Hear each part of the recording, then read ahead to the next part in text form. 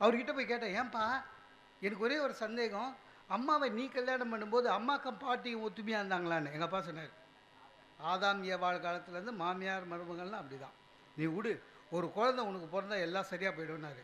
ஏன்பா அப்புறம் திருந்திடுவாங்களாண்டே, உனக்கு 6 குழந்தை பிறந்தாலும் திருந்த மாட்டாங்க, ஏதோ பிறந்த குழந்தை மூஞ்சை பார்த்து நீ மனசை சேர்த்துக்க அவ்வளோதான் அப்படின்னாரு. நான் அப்படி தான் இவ்வளோ நாளாக வாழ்ந்துன்னுக்கிறேன்னாரு. உணவுங்க, ஒரு வாரம் முடிஞ்சுதுங்க, கல்யாண லீவெல்லாம் முடிஞ்சிச்சு, ஆஃபீஸுக்கு போகிறேன்.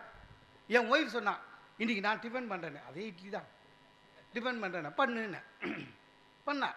ஆனால் ஒன்றுங்க, தப்பாக சொல்லக்கூடாது, எங்கள் அம்மா இட்லி சுட்டாங்கன்னா கல் மாதிரி இருக்கும், என் ஒய்ஃபு மல்லிப்பூ மாதிரி இருந்துச்சு. அதுவும் இல்லாமல் 2 சட்னி ஒரு மிளகாத்தூள் உட்காந்து சாப்பிட்டேன். சாதாரணமாக எங்கள் அம்மா வச்சாங்கன்னா 2 இட்லியோடு எழுந்துப்பேன். இது நல்லா இருந்தது, 4 இட்லி சாப்பிட்டேங்க. 4வது இட்லி புட்டு திரும்பி பார்க்குறேன், எதிர்க்க எங்கள் அம்மாவும் என் தங்கச்சியும் நின்றுனுக்குறாங்க.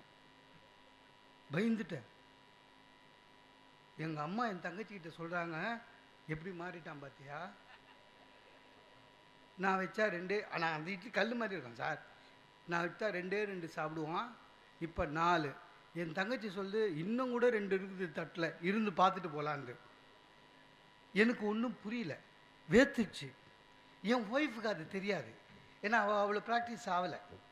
அவன் வெதற்பவன் கேட்குறா, எங்க சட்னி எப்படிங்க இருக்கு, நல்லா இருக்காங்க. என்ன ஆனாலும் எங்கள் அம்மா சொல்கிறாங்க, அவன் என்ன சொல்கிறான்னு பாரு.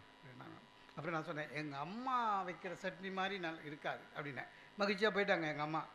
சார் என் மூஞ்சை பார்த்துருக்கணும் சார், நீங்கள் அண்ணா சாரேன்னு ஒருத்தர் இருந்தார் பார்த்துக்கிறீங்களா, இன்னும் இருக்காரு, கெஜ்ரிவாலுக்கு அண்ணன், அவர் மூஞ்சி மாதிரியே தொங்கி போய் உட்காந்துருந்தேன்.